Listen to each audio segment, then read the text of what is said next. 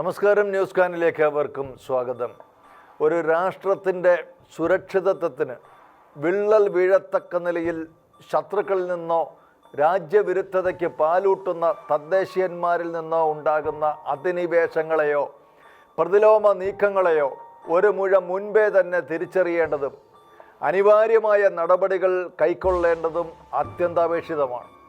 ഇത്തരം പ്രതിസന്ധികളെ സംയമനത്തിലൂന്നിയ ചർച്ചകളിലൂടെ പരിഹരിക്കാൻ കഴിയാതെ വരുമ്പോൾ അടുത്ത പടിയായി പ്രതിരോധവും അതും ഫലപ്രദമാകാതെ വന്നാൽ തിരിച്ചടികളും ഉണ്ടാവുക സ്വാഭാവികമാണ്. തിരിച്ചടികൾ യുദ്ധത്തിലേക്ക് വഴിമാറുമ്പോൾ രാജ്യാന്തര യുദ്ധ നിയമങ്ങളും അതിലുപരിയായി ധാർമ്മികമായ വീണ്ടുവിചാരങ്ങളും അതിൽ പരിഗണിക്കപ്പെടുന്നുണ്ട്. യുദ്ധമെന്നുള്ളത് എത്ര വലിയ വിനാശമുണ്ടാക്കുന്നതായാലും അനിവാര്യമായ ഘട്ടത്തിൽ അത് താത്വികമായി തന്നെ ന്യായീകരിക്കപ്പെടുന്നുണ്ട് താനും. ന്യൂസ് കാനിലേക്ക് അവർക്കും ഒരിക്കൽ കൂടെ സ്വാഗതം. ഒരു വ്യാഴവട്ടക്കാലത്തിന് ശേഷം ഇസ്രായേലും പാലസ്തീനും ഹമാസും ഗാസ മുനമ്പും വെസ്റ്റ് ബാങ്കുമെല്ലാം വാർത്തകളിൽ നിറഞ്ഞു നിൽക്കുകയാണ്. ഇവയൊന്നും വെറുതെ വാർത്തകളിൽ അങ്ങനെ നിറഞ്ഞു നിൽക്കുകയല്ല, മറിച്ച് കരിഞ്ഞ് പുകഞ്ഞ് കരളലിയിക്കുന്ന കാഴ്ചകളും നാശനഷ്ടങ്ങളുടെയും മനുഷ്യക്കുരുതികളുടെയും ദൃശ്യങ്ങളും വാർത്തകളുമായിട്ടാണ് വാർത്തകളിൽ ഇടം പിടിച്ചിരിക്കുന്നത്. ഹമാസ് തീവ്രവാദികളുടെ ചോരക്കൊതിയുടെ അനന്തരഫലമെന്ന വണ്ണം വീണ്ടും ഇസ്രായേലും പാലസ്തീനും തമ്മിൽ ഘോരമായ മറ്റൊരു യുദ്ധം കൂടി ഇപ്പോൾ നടന്നുകൊണ്ടിരിക്കുകയാണ്.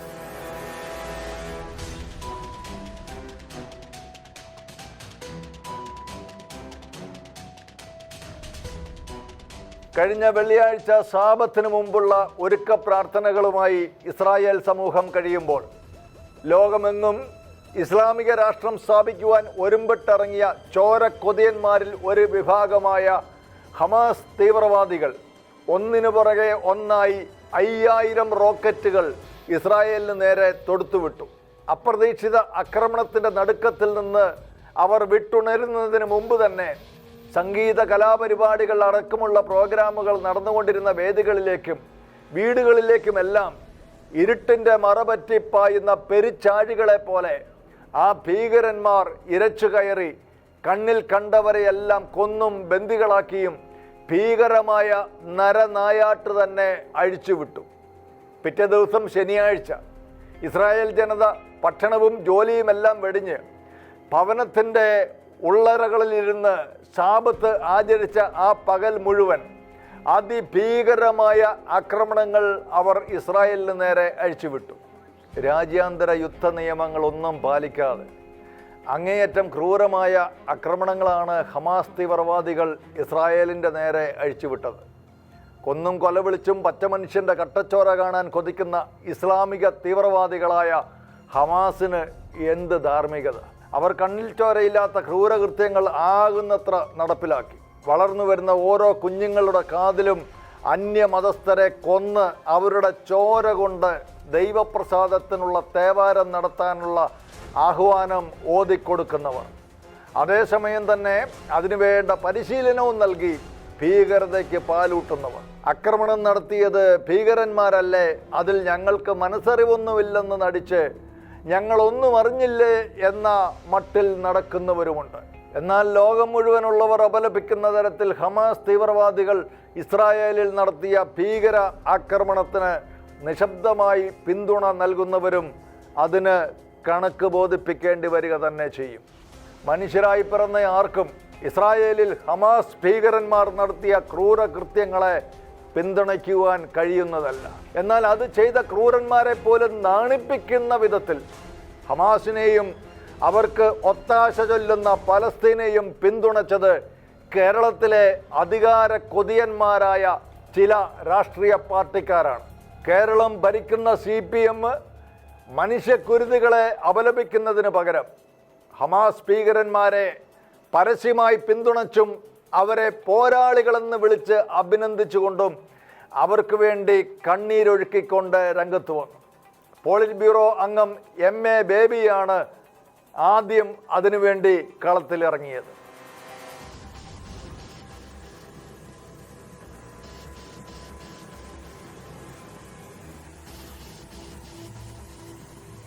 ബേബിയുടെ സേവനം കേരളത്തിൽ മതിയായെന്ന് വ്യക്തമായി ബോധ്യപ്പെട്ടതിനെ തുടർന്ന് പിണറായി വിജയൻ പിടിച്ച് ദില്ലിയിലേക്ക് തട്ടിയതിനാൽ വിശേഷിച്ച് പണിയൊന്നുമില്ലാതെ CPM പോളിറ്റ് ബ്യൂറോയുടെ തിണ്ണയിൽ കുത്തിയിരുന്ന് ഫേസ്ബുക്കിൽ പോസ്റ്റ് നാട്ടിക്കളിക്കുന്ന ബേബി ഹമാസ് തീവ്രവാദികളെ അബദ്ധത്തിൽ പോരാളികളെന്ന് വിളിച്ചതല്ല. കാലങ്ങളായി പ്രീണന രാഷ്ട്രീയത്തിൻ്റെ മാറ്റ് കുറയാതെ സൂക്ഷിക്കുന്ന പിണറായിസ്റ്റുകൾക്ക് അങ്ങനെ പറയാനേ കഴിയൂ എന്നുള്ളതാണ് സത്യം. ബേബിക്ക് പുറമെ ഷിജു ഖാൻ എന്ന ഒരു താടിക്കാരൻ വലിയ ചരിത്ര പണ്ഡിതൻ്റെ ഭാവത്തിൽ നട്ടാൽ കുരുക്കാത്ത നുണകളുമായി ചാനൽ ചർച്ചയിൽ വന്നിരുന്ന് സംസാരിച്ചതും ഹമാസിനെ മുൻനിർത്തി കളിക്കുന്ന പലസ്തീനെ പിന്തുണച്ചുകൊണ്ട് തന്നെയായിരുന്നു.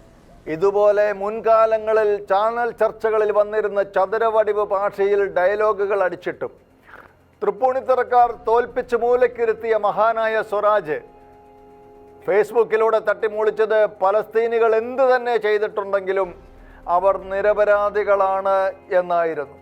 ഇച്ചിരിയില്ലാത്ത പിഞ്ച് കുഞ്ഞുങ്ങളെ കോഴിയെ അറക്കുന്നത് പോലെ പച്ചയ്ക്ക് കഴുത്തറക്കുന്നത് മുതൽ സ്ത്രീകളെ പീഡിപ്പിച്ച് കൊലപ്പെടുത്തി അവരുടെ നഗ്ന ശരീരത്തിൽ തുപ്പി ചവിട്ടി വാഹനത്തിൻ്റെ പിന്നിൽ കെട്ടി വലിച്ചുകൊണ്ടു പോകുന്നത് മുതലുള്ള ക്രൂരകൃത്യങ്ങൾ ചെയ്യുന്നവരെ നിരപരാധികളെന്ന് വിളിക്കാൻ സ്വരാജിന് മാത്രമേ, കമ്മ്യൂണിസ്റ്റുകാർക്ക് മാത്രമേ അത് സാധിക്കുകയുള്ളൂ. ഇവർക്കൊക്കെ ഇത്രമേൽ തരംതാണ പ്രീണന രാഷ്ട്രീയം കളിക്കാൻ എങ്ങനെ സാധിക്കുന്നുവെന്ന് തോന്നുന്നവരുണ്ടാകാം. പക്ഷേ അത് ഈ പാർട്ടിയുടെ മുഖമുദ്ര തന്നെയാണ്. അജ്മൽ കസമിനും സദാം ഹുസൈനും അന്തിമ ഉപചാരം അർപ്പിച്ചവരും അവർക്ക് വേണ്ടി പ്രാർത്ഥിച്ചവരും പ്രതിഷേധം നടത്തിയും അവർക്ക് വേണ്ടി കവിത എഴുതി പാടിയ വിപ്ലവ കവികളും ഇവിടെ ഉണ്ടായിരുന്നു എന്നുള്ള കാര്യം ഓർക്കുമ്പോൾ ഇതൊക്കെ വളരെ ചെറിയ കാര്യമാണ്. എന്നാൽ CPMലെ തന്നെ മുതിർന്ന നേതാവും മുൻ ആരോഗ്യമന്ത്രിയുമായിരുന്ന KK ശൈലജ ടീച്ചറാകട്ടെ ഹമാസ് ഭീകരന്മാർ തന്നെയാണെന്ന് ആർജവത്തോടും തൻ്റെ ഇടത്തോടും കൂടെ വിളിച്ചു പറഞ്ഞ് രംഗത്ത് വന്നു. ആരോഗ്യമന്ത്രി എന്ന നിലയിൽ ടീച്ചർ നടത്തിയ കോവിഡ് പ്രതിരോധ പ്രവർത്തനങ്ങൾ ലോകത്തിൻ്റെ മുഴുവൻ ആദരവും പ്രശംസയും പിടിച്ചുപറ്റിയതാണ്. ടീച്ചറുടെ ഇമേജ് തൻ്റെ മുകളിലേക്ക് പോകുന്നത് കണ്ട് പിണറായി കോവിഡ് വിശകലന പത്രസമ്മേളനങ്ങളിൽ നിന്ന് അവരെ അന്ന് പുറത്താക്കിയതാണ്. മാത്രമല്ല ഇക്കുറി മന്ത്രിസ്ഥാനം പോലും കൊടുക്കാതെ മൂലക്കിരുത്തിയ കാര്യം എല്ലാവർക്കും അറിയാവുന്നതുമാണ്. എന്തായാലും സത്യം ഉയർത്തിപ്പിടിച്ച് മനുഷ്യപക്ഷത്ത് നിന്നുകൊണ്ട് ടീച്ചർ പറഞ്ഞത് കേട്ട് CPM ആകെ വിരണ്ടുപോയി. എത്ര വലിയ സത്യത്തെയും കാര്യസാധ്യത്തിനു വേണ്ടി പാർട്ടി വളച്ചൊടിച്ചാൽ അത് ഒടിഞ്ഞ് തന്നെ ഇരിക്കണം. അതിനു പകരമായി ഫേസ്ബുക്കിലൂടെ സത്യവാൻ ചമഞ്ഞാൽ സഖാക്കന്മാർക്ക് പറഞ്ഞത് തിരുത്തി കണ്ടം വഴി ഓടേണ്ടി വരും. ഏതായാലും ടീച്ചറുടെ പ്രസ്താവന കേട്ട് കലിപ്പിലായ പിണറായിയോട് അടുത്ത ദിവസം പത്രക്കാർ ചോദിച്ചത് ഹമാസ് ഭീകരരാണ് എന്ന് ശൈലജ ടീച്ചർ പറഞ്ഞതിനെ പറ്റിയുള്ള അഭിപ്രായം എന്താണെന്നാണ്. അത് ശൈലജ ടീച്ചറോട് തന്നെ ചോദിക്കണമെന്നായിരുന്നു പിണറായി സഖാവിൻ്റെ മറുപടി. സംഗതി അവിടം കൊണ്ട് തീർന്നില്ല.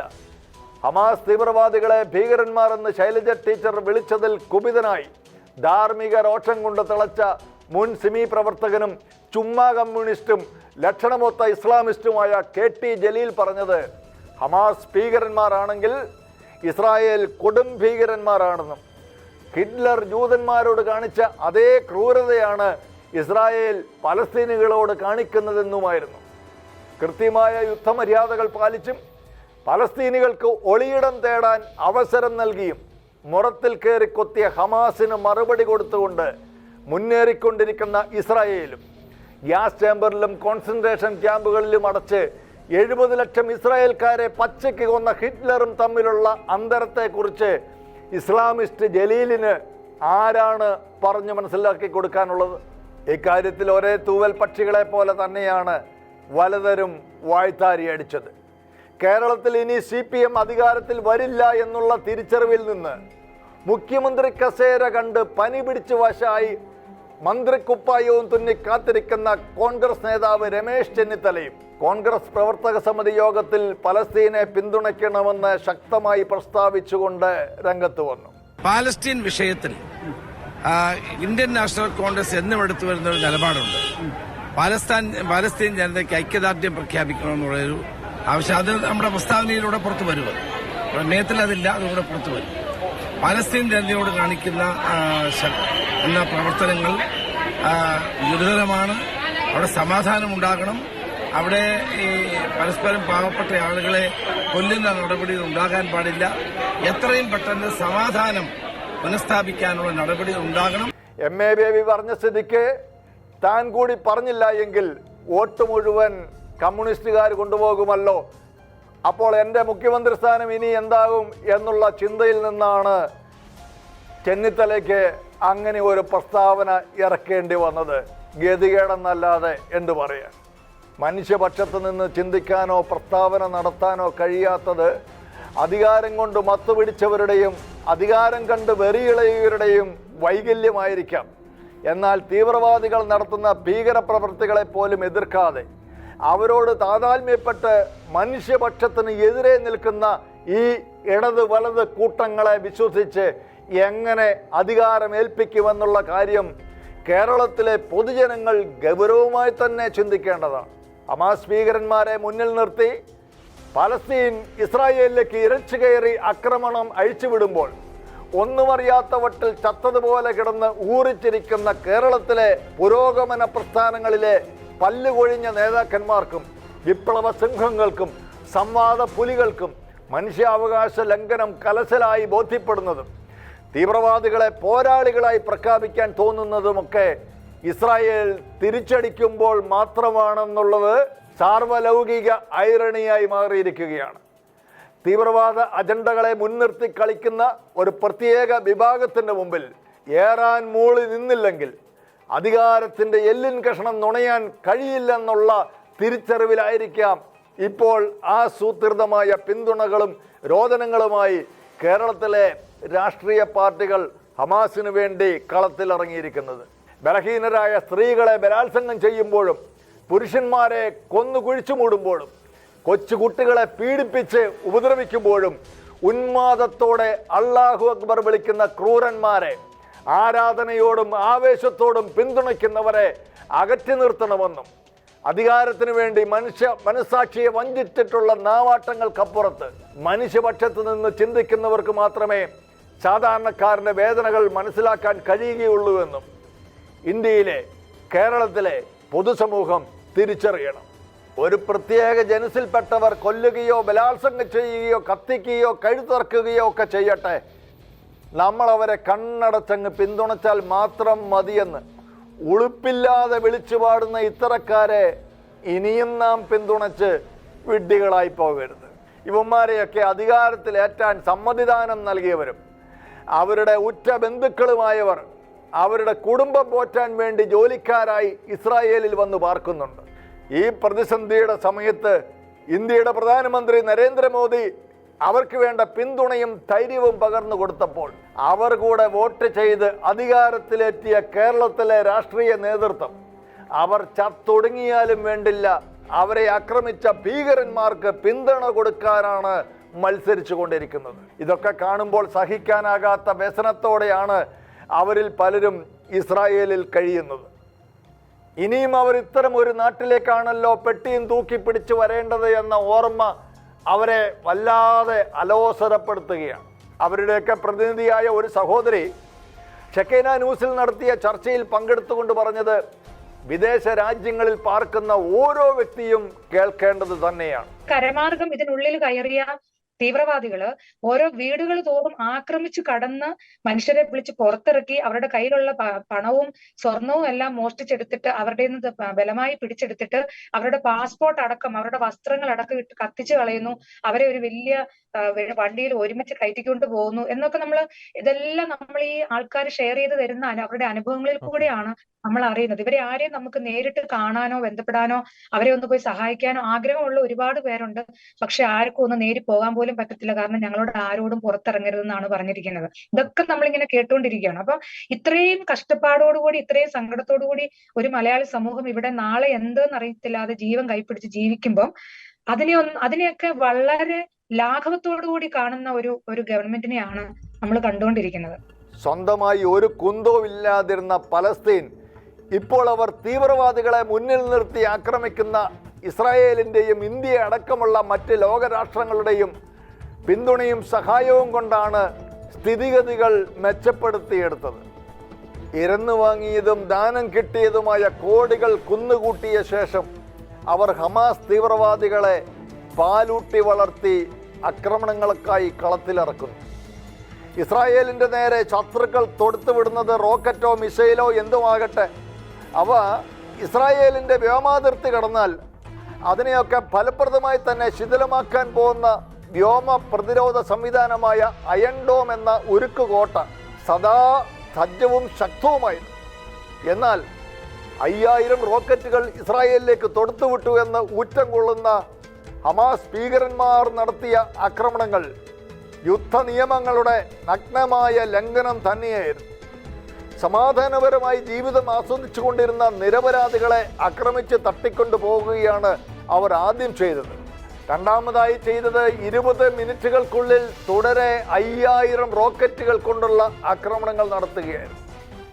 ഇസ്രായേലിനെ ഭയന്ന് പകൽവെട്ടത്തിൽ പോലും ആയുധ വ്യവഹാരം നടത്താൻ ത്രാണിയില്ലാത്തവർ അടുത്തതായി ചെയ്തത് ദൈവകൽപ്പനയുടെ കൃത്യനിർവഹണമെന്ന വണ്ണം ശനിയാഴ്ചകളിൽ ജോലി ചെയ്യാതെ പ്രാർത്ഥനയും തോറാ പാരായണവുമായി വിശുദ്ധിയോടെ ശബത്ത് ആചരിച്ച ഇസ്രായേൽ ജനത വീട്ടിൽ തന്നെ കഴിഞ്ഞ സമയം ആക്രമണത്തിന് വേണ്ടി ഉപയോഗിക്കുകയും ശബത്ത് തീരുന്ന സമയം വരെ ചതിയുടെ ഒളിപ്പോര് ആക്രമണങ്ങൾ അഴിച്ചുവിടുകയുമായിരുന്നു. അടുത്തത് ഇസ്രായേലിൻ്റെ തണലിൽ ജീവിക്കുന്ന തീവ്ര ഇസ്ലാമിസ്റ്റുകളുടെ സഹായം നേടിക്കൊണ്ട് തന്നെ അവരെ ആക്രമിക്കുക എന്നുള്ളതുമായിരുന്നു. തീവ്രവാദികളെ സഹായിക്കുന്ന ആഭ്യന്തര ശത്രുക്കളും ഇസ്രായേലിൽ ഉണ്ടായിരുന്നതാനും ആ നന്ദികെട്ട മനുഷ്യരുടെ സഹായം തീവ്രവാദികൾക്ക് ലഭിച്ചിരുന്നുവെന്നുമെന്നുള്ള വാർത്തകൾ ഇപ്പോൾ പുറത്തു വരുന്നുണ്ട്. ദൈവികമായ സ്നേഹവും കരുണയുമെല്ലാം വെച്ചു പുലർത്തുന്ന ഇസ്രായേൽ അഭയാർത്ഥികളായി കൈക്കൊണ്ടവരെ വശത്താക്കിയാണ് ഇസ്രായേലിലെ വിവരങ്ങൾ തീവ്രവാദികൾ ചോർത്തിയെടുക്കുന്നതും ഇസ്രായേൽ പ്രതിരോധത്തിന് സജ്ജമാകുന്നതിന് മുമ്പ് തന്നെ ചതിയന്മാരുടെ സഹായത്താൽ തീവ്രവാദികൾ സൈനികരുടെ കണ്ണിൽപ്പെടാത്ത മോട്ടോർ ഗ്ലൈഡറുകൾ ഉപയോഗിച്ച് ആയുധങ്ങളുമായി ഇസ്രായേലിലേക്ക് നുഴഞ്ഞു കയറി ആക്രമണം നടത്തുകയും ചെയ്തത്. ഇസ്രായേലിൻ്റെ സുഖവും സുരക്ഷിതത്വവും പറ്റി ജീവിക്കുന്ന ഇസ്ലാമിസ്റ്റുകൾക്ക് മുഴുവൻ ഹമാസ് തീവ്രവാദികൾ തങ്ങൾ പാർക്കുന്ന രാജ്യത്തെ ആക്രമിക്കാൻ പോകുന്നുവെന്നുള്ള കാര്യം മുൻപേ അറിവുണ്ടായിരുന്നു എന്ന് ചുരുക്കം. മോസ്കുകളിലെ ഉച്ചഭാഷണികളിലൂടെ അതവർ പ്രഖ്യാപിച്ച് യുദ്ധത്തിന് നിർദ്ദേശം നൽകുകയും ചെയ്തുവെന്നുള്ള നടുക്കുന്ന വിവരങ്ങളുടെ ദൃശ്യങ്ങളാണ് പിന്നീട് പുറത്തു വന്നത്. അതിനെ സാധൂകരിക്കുന്ന വിവരങ്ങളാണ് ഷെക്കേന ബിഗ് ഡിബേറ്റിൽ കാസായുടെ പ്രസിഡന്റ് കെവിൻ പീറ്റർ പറഞ്ഞത്. ഇവിടെ അകത്തുള്ള ശത്രുക്കൾ പ്രവർത്തിച്ചു എന്ന് വേണം കരുതാൻ. കാര്യം നമ്മുടെ രാജ്യം നേരിടുന്ന ഒരു വിഷയം നമുക്കറിയാം. അകത്തും പുറത്തുമുള്ള രാജ്യത്തിനകത്തും പുറത്തുമുള്ള ശത്രുക്കളെ നമ്മൾക്ക് നേരിടേണ്ടതുണ്ട്. പക്ഷെ എന്നാൽ ഇസ്രായേലിൽ അത് ഉണ്ടായിരുന്നില്ല എന്നാണ് നമ്മൾ കരുതിയിരുന്നത്. ഇപ്പോൾ കിട്ടുന്ന ചില സൂചനകൾ വെച്ച് നോക്കുകയാണെങ്കിൽ ഇസ്രായേലിൽ അകത്തുള്ള ശത്രുക്കൾ പുറത്തുള്ള ശത്രുക്കളെ സഹായിച്ചു എന്ന് വേണം കരുതാൻ. ഈ അയൺ ഡോം സംവിധാനം എന്ന് പറയുന്ന ഒരു മിസൈൽ പ്രതിരോധ സംവിധാനമാണ്. അപ്പോൾ ഈ ഗാസയിൽ നിന്ന് കത്തിച്ചുവിടുന്ന വാണങ്ങൾ അല്ലെങ്കിൽ റോക്കറ്റുകൾ ഇതിനെ അയൺ ഡോം നിഷ്പ്രഭമാക്കും, അത് അറിയാം. അപ്പോൾ അത് ഒരു സിഗ്നലിന്റെ ഒരു ആക്രമണത്തിന്റെ തുടക്കമാണ് അത്തരം റോക്കറ്റുകൾ ഗാസയിൽ നിന്നും വരുന്നത്. അപ്പോൾ അത് വളരെയധികം ഇസ്രായേൽ ഗവൺമെന്റ് മിലിറ്ററി അലർട്ട് ആവുകയും എല്ലാ തരത്തിലും അവർ വളരെ ജാഗരൂകരാകുകയും ചെയ്യും. അപ്പൊ അത് അറിയാവുന്നത് കൊണ്ടാണ് ഹമാസ് തീവ്രവാദികൾ ഇത്തരത്തിൽ നേരത്തെ അകത്ത് മറ്റുള്ളവരുടെ സഹായത്തോടുകൂടി കടന്നു കയറി എന്ന് വേണം കരുതുവാൻ. അതിനോടൊപ്പം തന്നെ മോട്ടോർ ഗ്ലൈഡറുകൾ ഇവർ ഉപയോഗിച്ചിട്ടുണ്ട് എന്ന് കരുതുന്നു. അതായത് ബോർഡറിൽ നിൽക്കുന്ന സൈനികർക്ക് പുറകിലായി വന്ന് മോട്ടോർ ഗ്ലൈഡറുകൾ ഇറങ്ങുകയും അത്തരം ഗ്ലൈഡറുകൾ റഡാറിന്റെ കണ്ണിൽ പെടാത്തത് കൊണ്ട് തന്നെ അവർക്ക് സുരക്ഷിതമായി ലാൻഡ് ചെയ്യാനും വെപ്പൺസുമായി നീങ്ങുവാനും സാധിച്ചു എന്ന് വേണം കരുതാൻ. മതത്തിന്റെ പേരിൽ ഇത്രയും തരം താഴാനും നന്ദി കെട്ടവരായി മാറാനും മനുഷ്യർക്ക് എങ്ങനെ കഴിയുന്നു എന്നുള്ളത് എത്ര ചിന്തിച്ചിട്ടും മനസ്സിലാകാത്ത കാര്യമാണ്. ഇസ്രായേൽ തിരിച്ചടി തുടങ്ങിയപ്പോൾ ഗാസയിൽ വലിയ പ്രതിസന്ധികൾ ആരംഭിച്ചു എന്നുള്ളത് സത്യമാണ്.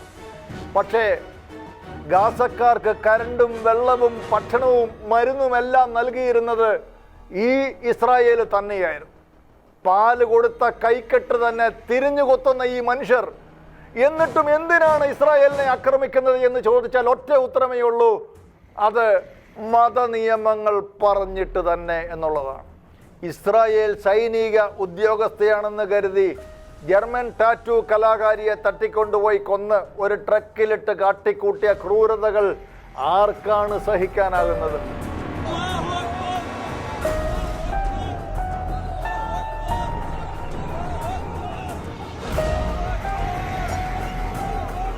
തെക്കൻ ഇസ്രായേലിലെ കിബ്യൂട്സിൽ വീടുകളിൽ കയറി കുഞ്ഞുങ്ങളെ പച്ചയ്ക്ക് തലയറുത്ത് കൊന്ന് മുഴുവൻ കുടുംബാംഗങ്ങളെയും വെടിവെച്ച് കൊല്ലുന്ന ഭീകര ദൃശ്യങ്ങൾ ഇപ്പോൾ ലോകത്തെ നടുക്കിയിരിക്കുകയാണ്.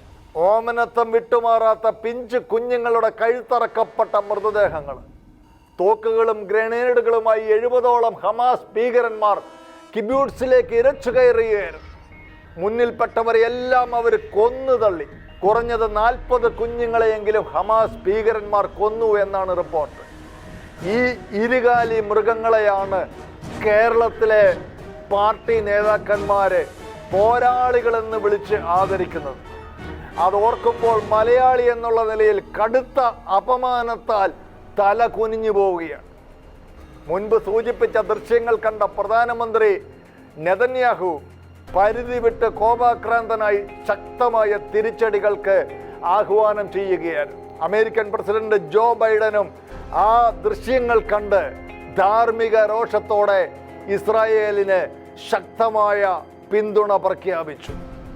ഇന്ത്യയാകട്ടെ യുദ്ധം തുടങ്ങിയ ആദ്യ ദിവസം തന്നെ ഇസ്രായേലിന് ശക്തമായ പിന്തുണ പ്രഖ്യാപിച്ചുകൊണ്ട് ആദ്യം തന്നെ രംഗത്ത് വരികയും ചെയ്തു. ഇതെല്ലാം ഒരു തുടക്കമാണെന്നും ലോകമെങ്ങുമുള്ള യൂതന്മാരെയും ക്രൈസ്തവരെയും ഹിന്ദുക്കളെയും വധിച്ച് തങ്ങൾ മാത്രം പടർന്നു പന്തലിച്ച് അർമാദിക്കുമെന്ന് ഹമാസ് തലവൻ വിടുവായത്തം പറയുന്ന വീഡിയോയും പുറത്തു വന്നിരുന്നു. കാര്യമറിയാത്ത ഇത്തരം പിള്ളകൾക്ക് ചൊറിയുമ്പോൾ കാര്യം മനസ്സിലായിക്കൊള്ളുമെന്ന് മാത്രമാണ് ഇപ്പോൾ പറയാനുള്ളത്. നാം ജീവിക്കുന്ന കേരള സംസ്ഥാനത്തിൻ്റെ അത്രയും പോലും വലിപ്പമില്ലാത്ത കൊച്ചു രാജ്യമായ ഇസ്രായേലിനുള്ളത് ആരെയും ആശ്ചര്യപ്പെടുത്തുന്ന ചരിത്രമാണ്. ഈജിപ്ഷ്യൻ അടിമത്തത്തിൻ്റെ പീഡകളിൽ നിന്ന് ഉയർത്തെഴുന്നേറ്റവരായിരുന്നു അവരുടെ പൂർവികന്മാർ. പലപ്പോഴും അടിമത്തവും പീഡകളും അവർക്കുണ്ടായിട്ടുണ്ടെങ്കിലും പുരാതന കാലത്ത് തന്നെ ശ്രേഷ്ഠമായ ഒരു ഭരണകൂടം സ്ഥാപിക്കുകയും പരിഷ്കാരം തൊട്ടു തീണ്ടിയിട്ട് പോലുമില്ലാത്ത അയൽ രാജ്യങ്ങളുടെ നടുവിൽ പുരോഗമനപരമായ ഒരു ജീവിതം നയിക്കുകയും ചെയ്ത ഇസ്രായേൽ ലോക രാജ്യങ്ങളുടെ മുമ്പിൽ എന്നും അത്ഭുതം തന്നെയാണ്. ലോകത്താദ്യമായി രാജഭരണം തുടങ്ങി വെച്ചത് അവരാണ്. ലോക രാജാക്കന്മാരുടെ മുൻനിരയിൽ തന്നെയാണ് ഇസ്രായേൽ രാജാക്കന്മാരുടെ സ്ഥാനം. ആശയവിനിമയ ഭാഷയ്ക്ക് അക്ഷരമാല ഉണ്ടാക്കുക എന്ന ആശയം ആരുടെയെങ്കിലും ബുദ്ധിയിൽ ഉദിക്കുന്നതിന് മുന്നമേ ഇസ്രായേൽ സാഹിത്യം ലോകമെങ്ങും നിറഞ്ഞിരുന്നു. മോശയെ പോലെയുള്ള വീരശൂര പരാക്രമികളും ദാവീദിനെ പോലെ ദിവ്യ ദർശനം ലഭിച്ച രാജാക്കന്മാരും ജോസഫിനെ പോലെ ശ്രേഷ്ഠന്മാരായ മന്ത്രിമാരും ദാനിയേൽ, മൊർദെഖായി, നെഹമിയ, എസ്ര തുടങ്ങിയ രാജ്യതന്ത്രജ്ഞന്മാരും സോളമൻ, വിശുദ്ധ പൗലോസ് തുടങ്ങിയ വിജ്ഞാന വിചക്ഷണന്മാരും എന്തിനേറെ പറയുന്നു, ലോകരക്ഷകനായ യേശുക്രിസ്തുവിന് പോലും ജന്മം കൊടുത്ത ജനതയാണ് ഇസ്രായേൽ. സർവശക്തനായ ഏക സത്യദൈവത്തിൻ്റെ സമ്പർക്ക സൗഭാഗ്യങ്ങളും ഉണ്ടായിട്ടുള്ള ഏക ജനതയും അവർ മാത്രമാണ്. അവരെ ഉന്മൂലമാക്കുവാൻ ലോകത്തിലെ സാമ്രാജ്യ ശക്തികൾ പലവട്ടം ശ്രമിച്ചിട്ടുണ്ട്. എന്നാൽ തങ്ങളെ തകർക്കാൻ വന്നവർ തകർന്ന് തരിപ്പണമായി പോകുന്ന കാഴ്ചയും കണ്ട് ഇസ്രായേൽ ഇപ്പോഴും ഭൂമിയിൽ നിലകൊള്ളുകയാണ്. അവരെ തോൽപ്പിക്കാൻ ലോകത്തിലെ ശാക്തിക ചേരികളായിരുന്ന ബാബിലോണും മേദ്യ, പേർഷ്യയും ഗ്രീക്കും റോമും ഒക്കെ ഒന്നൊന്നായി അണിനിരന്നിട്ടുണ്ട് എന്നുള്ളത് ലോക ചരിത്രത്തിൻ്റെ തന്നെ ഭാഗമാണ്. എന്നാൽ ഉന്മൂലനത്തിൻ്റെ വക്കീലെത്തിയിട്ടും അത്ഭുതകരമായി തിരിച്ചു വന്ന് പടർന്നു പന്തലിച്ച അത്യത്ഭുതത്തിൻ്റെ ചരിത്രമാണ് ഇസ്രായേലിനുള്ളത്. അവർ ലോകത്തിലെ ഒരു രാജ്യത്തിനും സങ്കല്പിക്കാൻ പോലും ആകാത്ത വിധത്തിൽ ഒരുപാട് പരാജയങ്ങളും സംഘർഷങ്ങളും ഇതിനോടകം അനുഭവിച്ചു കഴിഞ്ഞിട്ടുണ്ട്. പിന്നിൽ നിന്ന് കുത്തുന്ന മഹാപേടിത്തൊണ്ടന്മാരായ ഹമാസോ അവരുടെ കയ്യാളുകളോ ഇസ്രായേലിന് ഒരു വിഷയമേ അല്ല. ഏതവന്മാർ ചന്ദ്രഹാസമിളക്കിയാലും ഇസ്രായേൽ അതെല്ലാം തച്ചുടക്കുകയും തകർക്കുകയും നിർമൂലമാക്കുകയും ചെയ്യും. ഗാസയെ അവർ കൈപ്പിടിയിൽ ഒതുക്കിക്കഴിഞ്ഞു. ഇനി അവിടെ കുറെ ശേഷിപ്പുകളല്ലാതെ ഒരു നിർമ്മിതികളും ഉണ്ടായില്ല എന്ന് നെതന്യാഹു അസന്നിഗ്ധമായി പ്രഖ്യാപിച്ചു കഴിഞ്ഞു. ഇവിടെ നമുക്കൊരു വലിയ ഉത്തരവാദിത്വമുണ്ട്.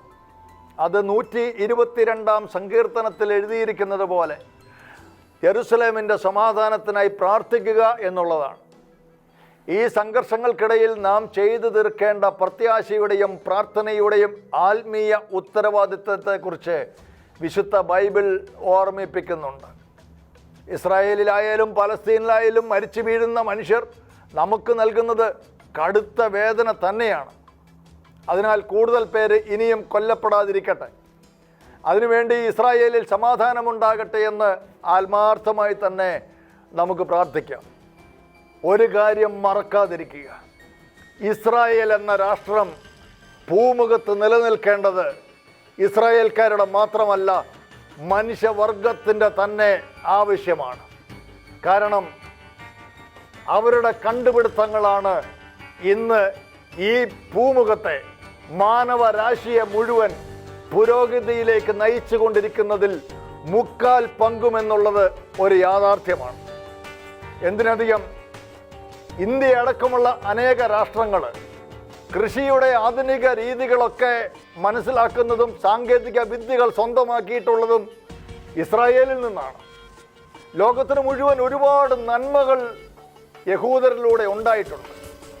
എന്നാൽ ഇസ്രായേലിനോട് യുദ്ധം ചെയ്യുന്ന ഹമാസ് ഭീകരന്മാരാകട്ടെ, അവരെ പോലെയുള്ള മറ്റനേകം ഇസ്ലാമിക ഭീകരവർഗങ്ങളാകട്ടെ, ഈ ലോകത്തിന് മാനവരാശിക്ക് എന്ത് നന്മയാണ് ചെയ്തിട്ടുള്ളത്? കുറച്ച് യുദ്ധങ്ങളും കലഹങ്ങളും ഭീകര പ്രവർത്തനങ്ങളും കൊലപാതകങ്ങളും അനേകരുടെ കണ്ണുനീരും ദുരിതങ്ങളുമല്ലാതെ ഈ ലോകത്തിന് എന്ത് സംഭാവനയാണ് ഇവർ ചെയ്തിട്ടുള്ളത് എന്ന് ഓരോരുത്തരും മനസ്സിലാക്കട്ടെ. അതുകൊണ്ട് തന്നെ മാനവ വംശത്തിൻ്റെ നിലനിൽപ്പിനും പുരോഗതിക്കും ഇസ്രായേലിൻ്റെ ഒപ്പം ഇന്ത്യയുടെ ഒപ്പം നിൽക്കുവാൻ നമുക്ക് ബാധ്യതയുണ്ട്, ഉത്തരവാദിത്തമുണ്ട്. ന്യൂസ് കാൻ ഈ ആഴ്ച സമാപിക്കുന്നു. നന്ദി, നമസ്കാരം.